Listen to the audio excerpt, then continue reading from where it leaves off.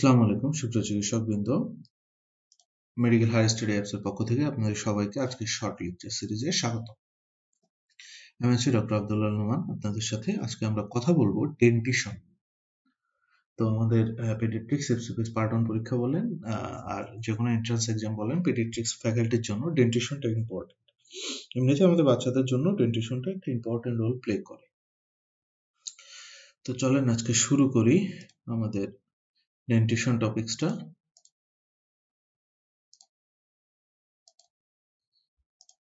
তো ডেন্টিশন যেটা, সেটা হলো যে ডেন্টাল ডেভেলপমেন্ট, এটা আমাদের পরীক্ষার জন্য ইম্পর্টেন্ট।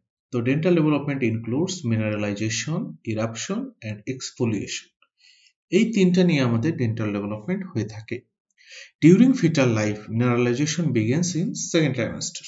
তাহলে সেকেন্ড ট্রাইমেস্টার থেকেই তার মিনারেলাইজেশন শুরু হয়, এবং যেটা প্রাইমারি মিল্ক, যেটা আমরা বলে থাকি milk or deciduous tooth, the teeth in the upper jaw erupt earlier than those in the lower jaw, except for lower central incisor. তো এই যে প্রাইমারি যে মিল্ক টিথ গুলো আছে, সেইগুলো আমাদের থেকে প্রশ্ন আসে যে কয়টা প্রাইমারি টিথ আছে, 20 নাম্বার। তো এখান থেকে যেটা আসে যে প্রথম অ্যাপিয়ার করে কোনটা, সেটা হলো লোয়ার সেন্ট্রাল ইনসিসর। এইটা হইল আমাদের প্রথম অ্যাপিয়ার করে। এরপরে আপার সেন্ট্রাল ইনসিসর, যেটা আচ্ছা লোয়ার সেন্ট্রাল ইনসিসর যেটা প্রথমে আসে সেটা 6 থেকে 7 মাসে আসে। আপার সেন্ট্রাল ইনসিসর এটা 8 থেকে 9 মাসে আসে। আপার ল্যাটারাল ইনসিসর 9 থেকে 10 মাসে আসে। লোয়ার ল্যাটারাল ইনসিসর 10 থেকে 12 মাসে আসে। ফার্স্ট মোলার 12 থেকে 15।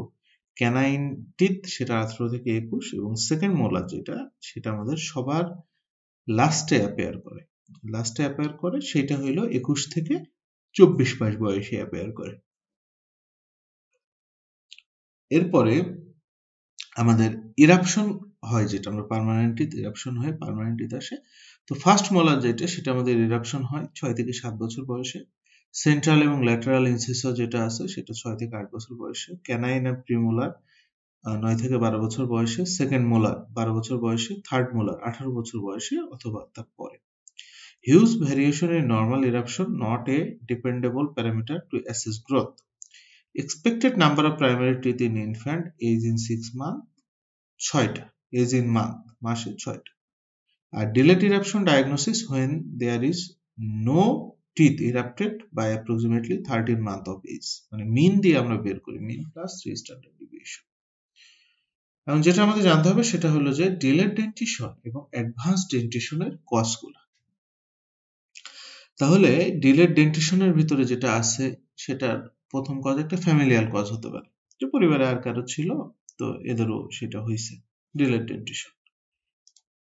এরপরে যেটা হতে পারে যে আপনার হলো যে রিকেটস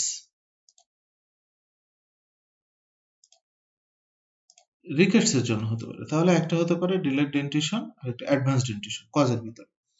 তাহলে একটা হলো ফ্যামিলিয়াল, চলে গেল আমাদের, যে ফ্যামিলিতে ছিল সেটা আবার আসছে আর কি। আরেকটা হলো রিকেটস এ কি হয়, আমরা যদি একটু প্যাথোফিজিওলজি দেখি, এখানে আমার ভিটামিন ডি যে মেটাবলিজম থাকে, সেই মেটাবলিজমটা হয় না।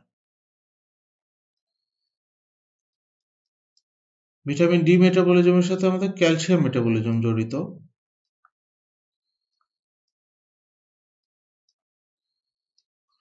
ক্যালসিয়াম মেটাবলিজম যদি না হয় তাহলে কি হবে, আমার ক্যালসিয়াম মেটাবলিজম যদি না হয় তখন আমার কি হবে, যে আমাদের যে মিনারেলাইজেশন, যে ক্যালসিয়াম দিয়ে যে ম্যাট্রিক্সটা ফর্মেশন হওয়ার কথা ছিল, মিনারেলাইজেশন, সেটা হবে না। তাইলে যদি সেটা না হয় তাহলে আমাদের যে ডেন্টিশনের যে প্রসেস আছে, সেই প্রসেসটা হ্যাম্পার হবে। তাহলে আলটিমেটলি আমার ডেন্টিশনটা পুরা হবে না।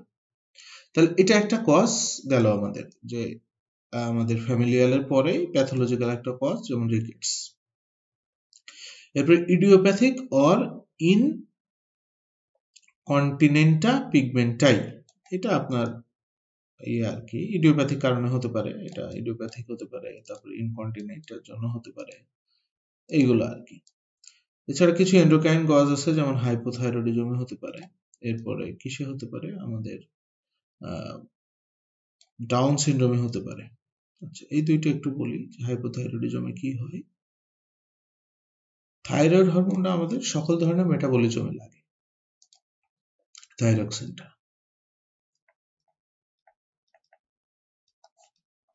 আমাদের বিভিন্ন মেটাবলিজমে লাগে।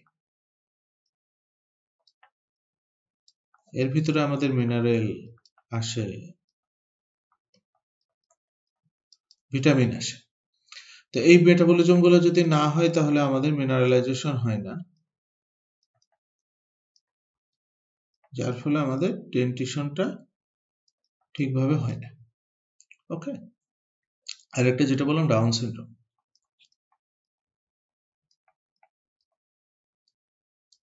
ডাউন সিনড্রোমে যেটা হয় আমাদের ক্রেনিওফেশিয়াল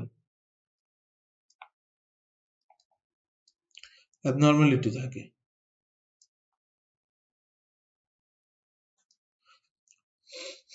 যখন আমাদের ক্রেনিওফেশিয়াল অ্যাবনর্মালিটি থাকে তখন কি হয়, আমাদের নিউরাল, অ্যাকচুয়ালি এখানে নিউরাল ক্রেস্ট সেল যে ডেরিভেটিভস গুলো থাকে সেইগুলা আমাদের থাকে, হয় না ঠিকভাবে, যার ফলে ক্রেনিওফেশিয়াল অ্যাবনর্মালিটি হয়। এবং সেখান থেকে কিন্তু এই নিউরাল ক্রেস্ট সেল ডেরিভেটিভস থেকে কিন্তু আমাদের এনামেল গুলা ডেরিভেটিভস হিসেবে আসে।